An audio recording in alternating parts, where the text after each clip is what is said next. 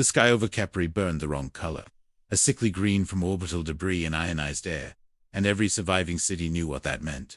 The enemy fleets had returned. For 3 cycles, the Keerri collective had fought alone.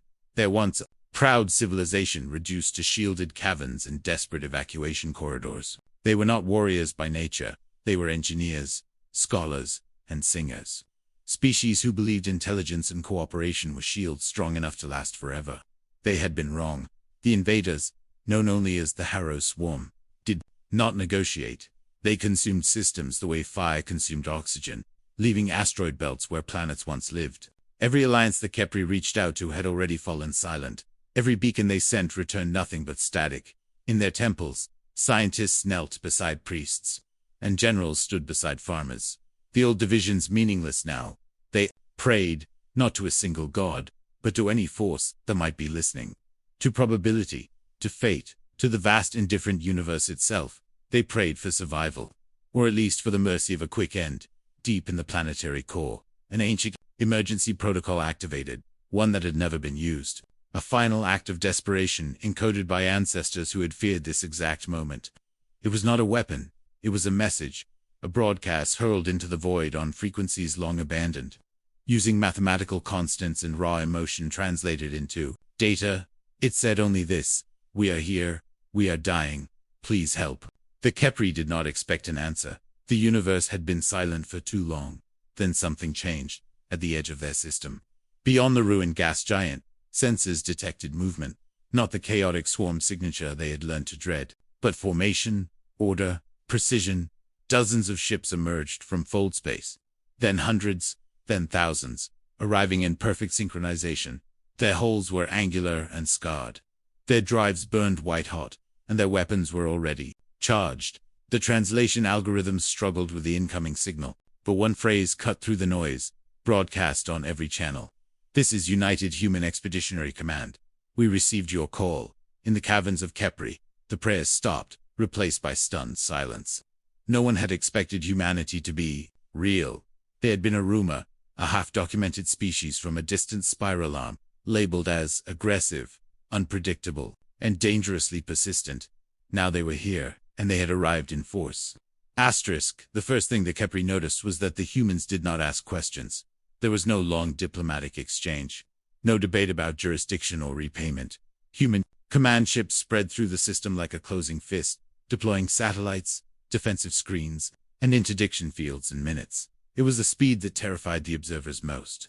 Human vessels were clearly war machines, but not crude ones. They carried the marks of centuries of refinement, layers of armor scarred by old battles, weapon mounts redesigned again and again rather than replaced. These were ships built by a species that learned from pain and survived it. When the Harrow Swarm arrived, they found the system changed. Their advanced tendrils were erased before they could signal the main fleet, annihilated by coordinated strikes that curved space itself. Human fleets moved like predators, not in reckless charges but in calculated kills, isolating targets, cutting off retreat, and collapsing enemy formations piece by piece. The Keerri watched from their bunkers as the stars themselves seemed to scream. Human weapons did not merely destroy ships. They denied the swarm the ability to exist in real space, tearing them apart at a fundamental level. Every engagement ended the same way. With the swarm broken and humanity advancing, finally, the Harrow core fleet pushed through. A moon-sized mass of living metal and void energy, something that had devoured civilizations older than humanity itself. Human command did not retreat. They moved closer. A message was broadcast on all frequencies, simple and chilling. You attacked civilians. This system is under human protection. Withdraw or be erased. The swarm did not understand the concept of warning, so humanity demonstrated consequence. The battle lasted less than an hour. When it ended, the Harrow core was gone, collapsed into a gravitational scar that would take millennia to fade. Human losses were not insignificant, but they were accepted with grim resolve rather than despair. In the aftermath, medical ships descended to Keerri, carrying aid, food, engineers, and translators. Human soldiers removed their helmets in the presence of civilians, a gesture of trust coded into their military doctrine. For the first time in generations, the Keerri felt something other than fear. They had prayed for salvation. Humanity had answered with war and mercy, in the weeks that followed. The Keerri learned uncomfortable truths about their saviors.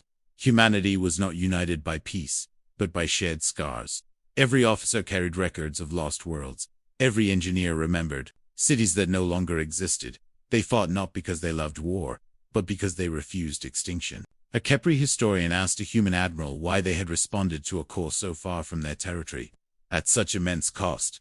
The admiral answered without hesitation, because no one answered ours.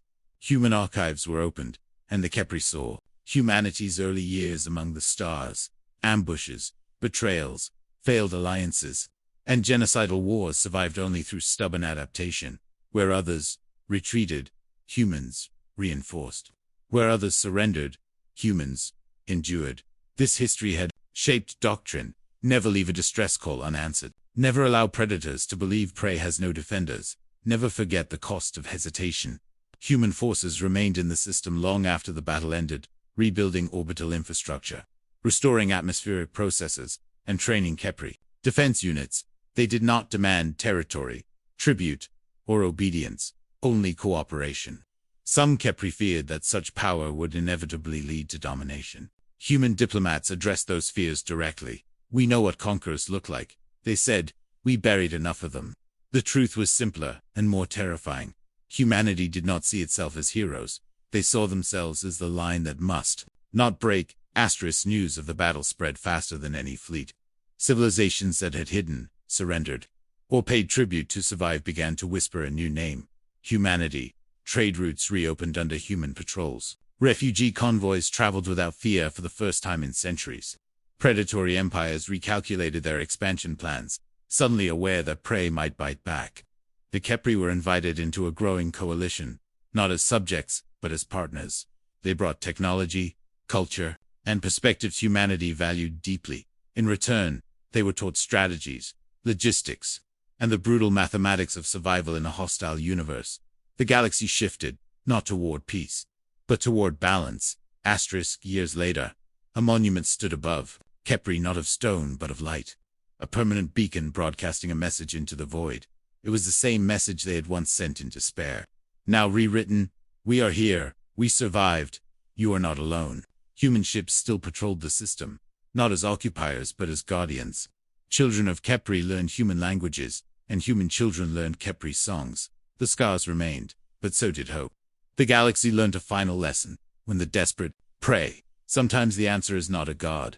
Sometimes it is humanity, arriving in force, carrying both destruction and the will to protect.